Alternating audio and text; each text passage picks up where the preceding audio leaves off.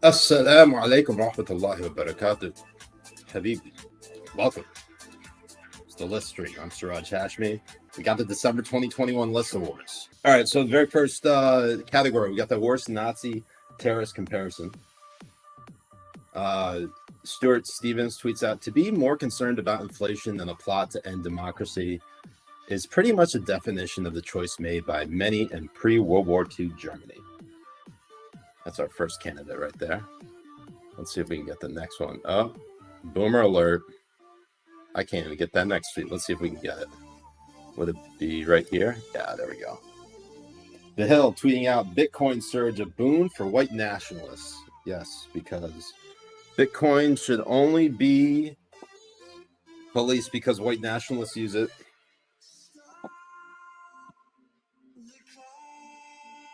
And then finally, of that particular category, we got Bruno Macetes tweeting out, Republicans would have found much to like in the Third Reich's vaccine policy, which is very much in line with their current recommendations above all. It relaxed requirements for compulsory vaccination that had been in place in Germany for decades. That is a Jacobin mag with the headline, you know who else opposed vaccine mandates? That's right, Hitler. That's right. So yeah, those are our worst Nazi/terrorist comparisons for the month of December. I'm going to put it up to a vote right here. I'm going to put 1 minute on the clock. Poll begins. 69 channel points. Again, you can go ahead and vote on Twitch if you haven't joined the stream already. Poll begins right now. Stuart Stevens gets it with this tweet comparing, which I'm actually kind of surprised about. So, list awards. There we go. Winner. Winner, chicken dinner. Next up, we got the worst COVID-related tweet. We literally only have two. So the first one is Rahul Kohli tweeting out in response to Cardi B, is too much going on in the world right now. When the fuck are we going back to normal? Rahul Kohli responding, when everyone is vaccinated or those refusing to be vaccinated die, whichever comes first. Going up against Dana, not Scully, tweeting out telefeminism. If you haven't seen this tweet, holy shit, you are in for a real treat. Look at this. Look at that. Look at that. All that garb. I'm flying today, but I'm not fucking around with Omicron. She probably already got it by this time. I mean, I'm pretty sure I got it too. When I was sick a couple weeks back. Yeah, I tested negative, but I'm pretty sure I got it. Pfizer ×3, check. Negative rapid test, check. Natural immunity, check. N95 sealed to my face with surgical tape, check. You see that surgical tape right there? Look at that. Look at that. That beaut. Secondary mask for displaying opinions, which is, I believe, vote. Fucking hate this. Check. Face shield, check. Vinyl gloves, check. You can't see that in the screen or in the shot or the face, the selfie. Touchscreen gloves, check. Shit ton of Xanax, check. Of course, she doesn't need. She doesn't have enough Xanax. But man, so is literally hoping that people die to get back to normal, or this shit. So let's just go ahead and put it up to the vote, shall we? 1 minute on the clock. Poll begins right now. And telefeminism gets it with 82% of the vote. Congratulations to telefeminism. Next up, we have the Karen Award. The Karen Award goes, obviously, I don't know how to explain this other than if you know what a Karen is, then you already know. Basically, I'll just show you the tweets and you can just make a decision from there whether you think it's deserves a Karen Award or not. So Tara McKelvey, who is a correspondent with BBC News, tweets out, I'm with the president in Mayfield, looking at destruction. There's a Trump flag when Biden got out of the motorcade. Someone called, let's go, Brandon. They said it twice. That's Terry McKelvey. Then we have Maxine Bernstein tweeting out, Oregon father of 4 who told President Biden, "Let's go, Brandon," on Christmas Eve. Call said he meant it in jest. This is a reporter with the Oregonian. So you got 2 reporters right there. And then we have the Week. The Week tweeting out, slogans like "Let's go, Brandon" are insults intended to dishonor and offend the president and 81 million or so Americans who voted for him, writes Damon Licker. Or is that Linker? No, we'll just call it Licker. They are roughly equivalent to telling your neighbor to go to hell.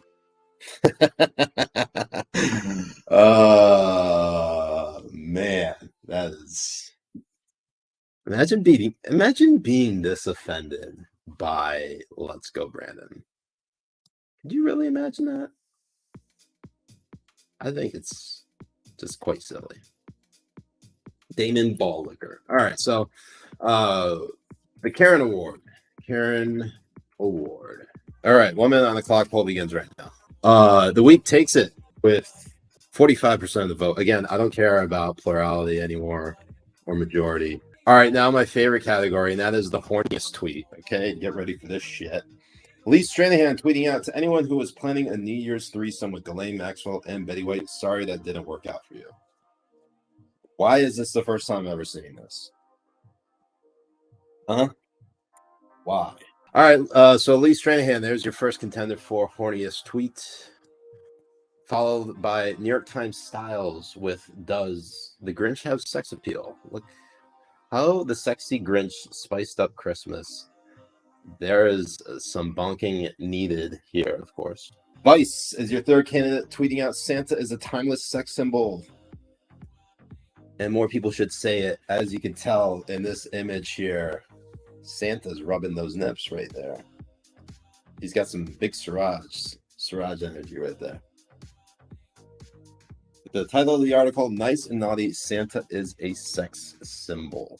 All right, so let's go ahead and get that poll going. Poll. 1 minute on the clock. Poll begins. Wait, content doesn't meet guidelines. Oh, it's probably because I have Horniest. Let's see if that works. Bill doesn't meet guidelines. All right, bonk it. Who needs the most bonk? Who is in need of a bonk the most?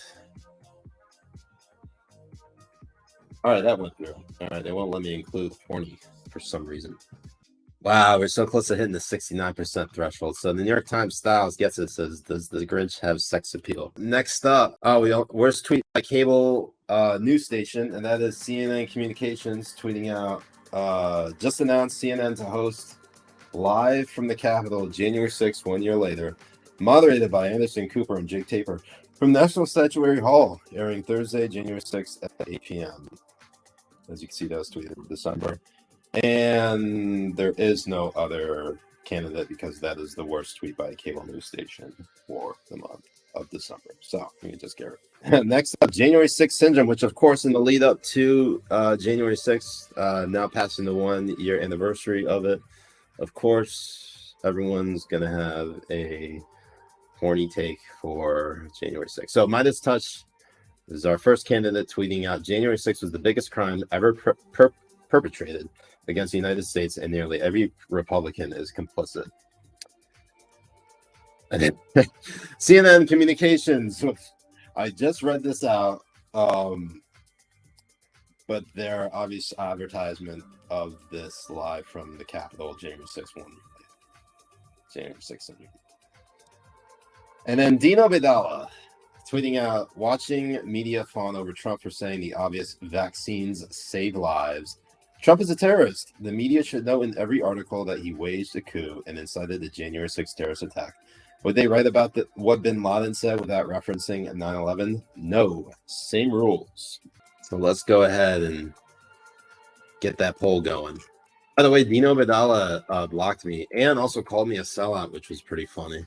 I should say it's an honor, really.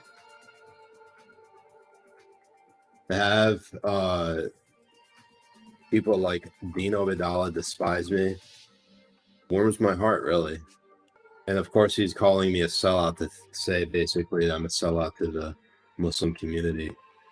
I think they just don't like it that I talk to everyone. But also, it is very difficult to say I sold out because apparently the check is running late. So, all right, what are you going to do? All right, so there are your three choices. January 6th syndrome, Minus Touch, CNN Communications, and Dino Badala. 1 minute on the clock. Poll begins right now. And Dino Badala takes it with 61% of the vote. Congratulations, Dean. All right, worst tweet involving a video. Who's the president? Bing bong. Are you vaccinated? Yes, sir. Hey, yo. Who's the president, man? Who's the president? Byron. Who's the president? Byron. What do you want to tell Joe Biden right now? What's up, baby? Take me out to dinner. Do we get it? We got it. Bing bong. God, I hate this video so much.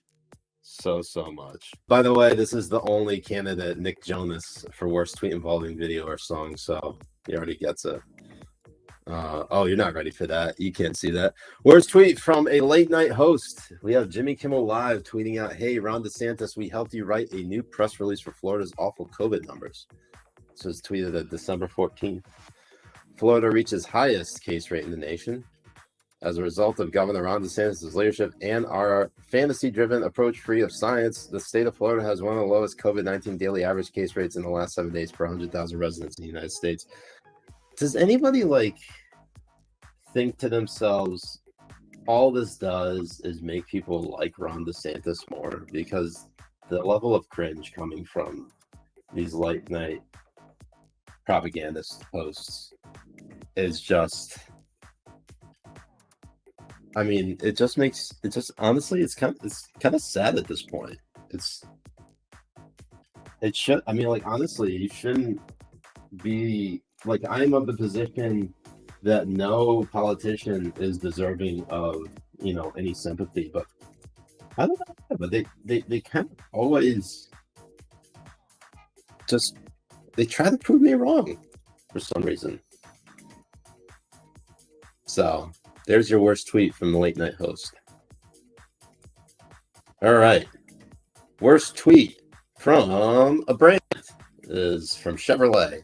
On September 11, 2001, firefighter Craig Monahan rushed in his Chevy Silverado to Ground Zero on his day off.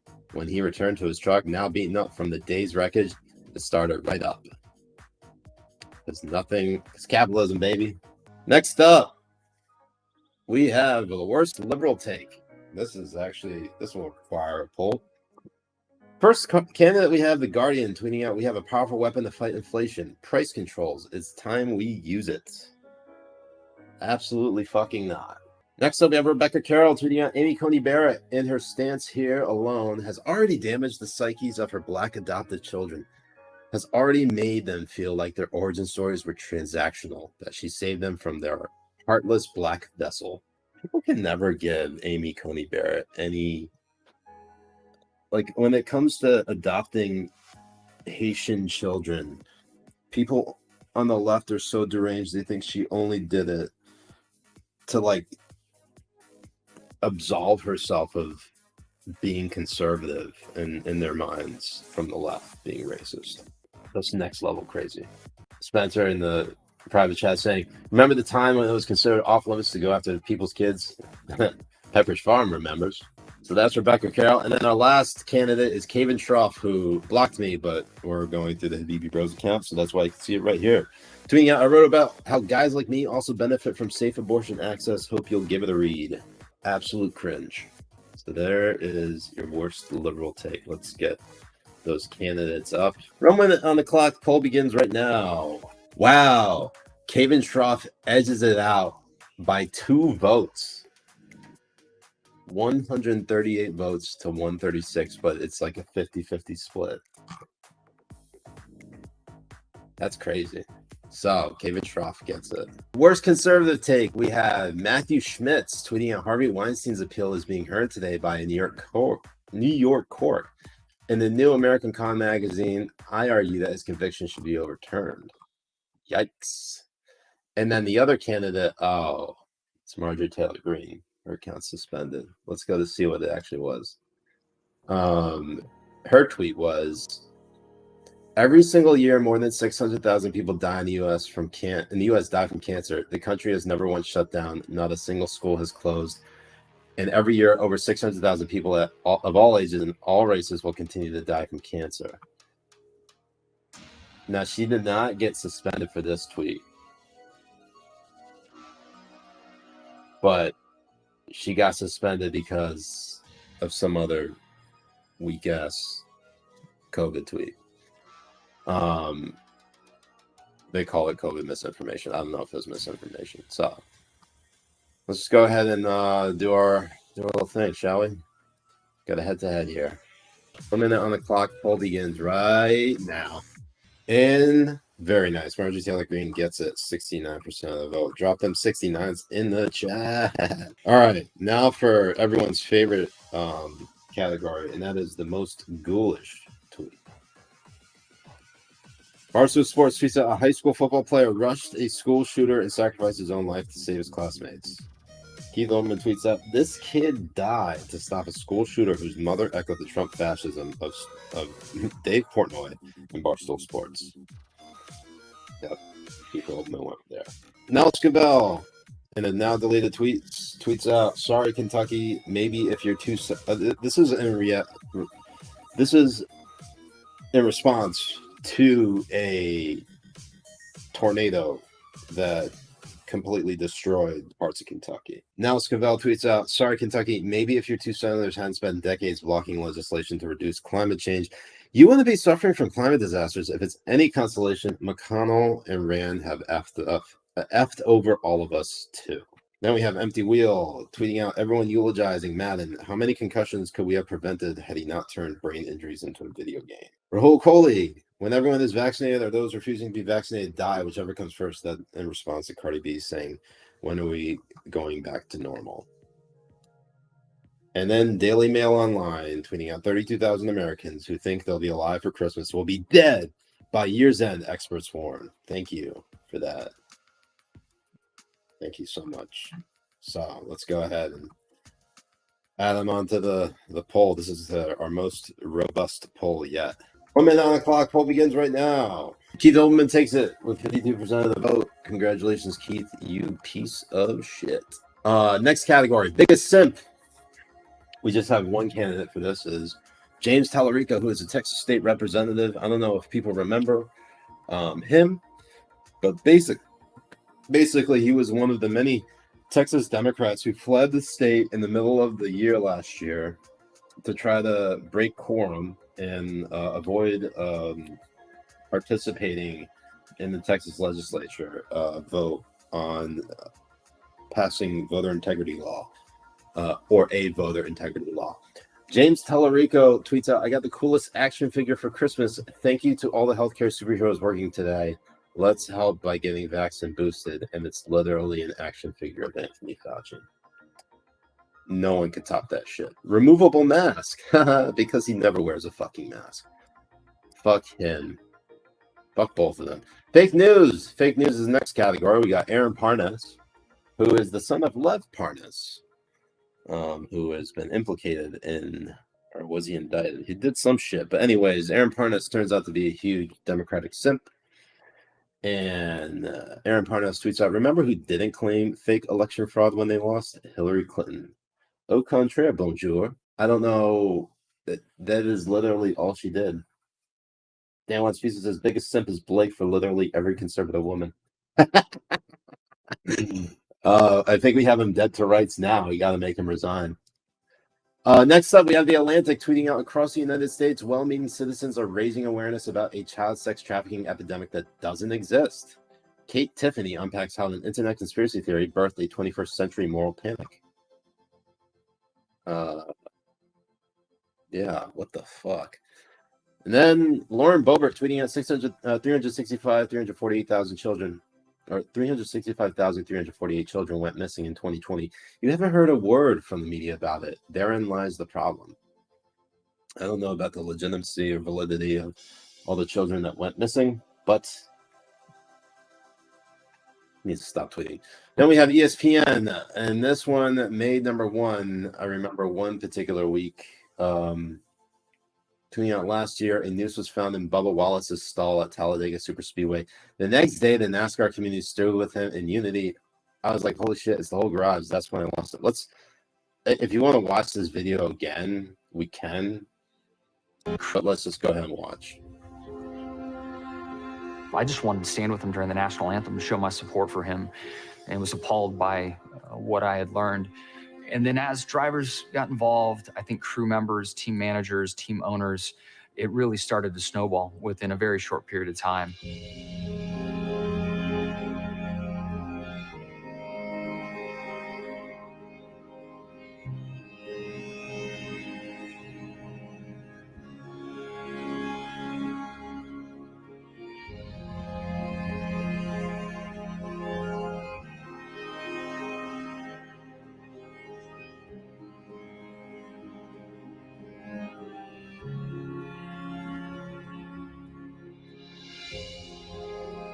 The most incredible, non-competitive moment in sports I'd ever seen. All That moment, I could based feel on the a weight of that fucking moment, lie. and I think we all did as we were walking. I get out of the car. It was a garage pole. I look back, and I was like, holy shit, it's the whole garage. The whole garage. That's when I lost it.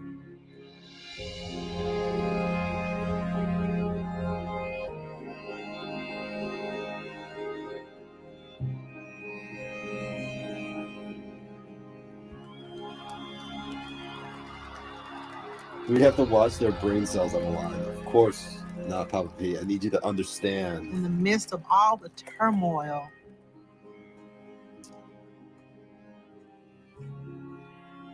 that was going on in the world, with the black and white, the hatred and everything that was going on, the Super spreader entire event. NASCAR family rallied behind my son.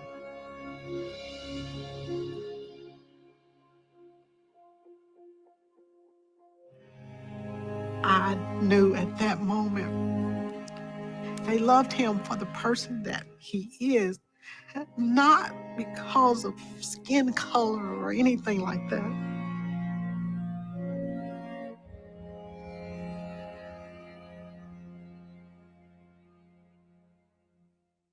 What did it mean when all those people who were so silent on that chat 2 weeks earlier? Oh, I still don't forget, but this moment was still important. You know, you can let down your guard a little bit, but I don't forget the ones that were silent. I truly hate everything about this. So much. So much.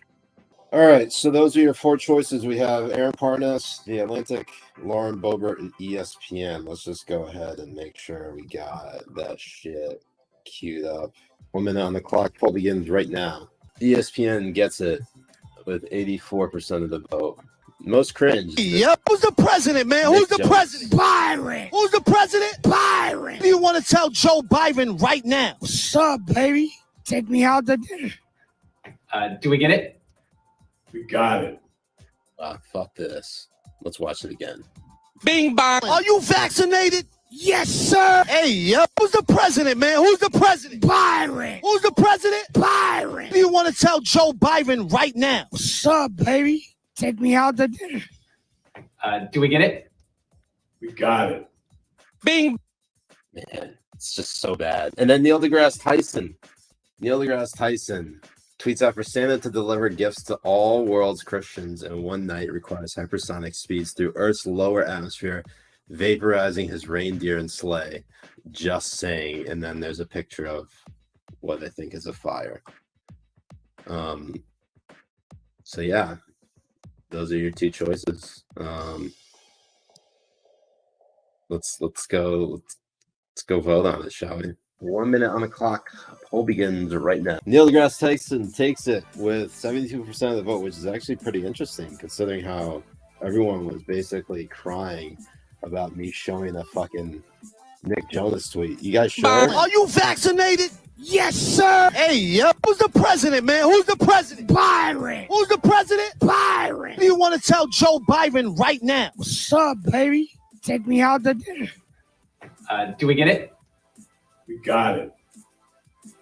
Amazing. Just amazing.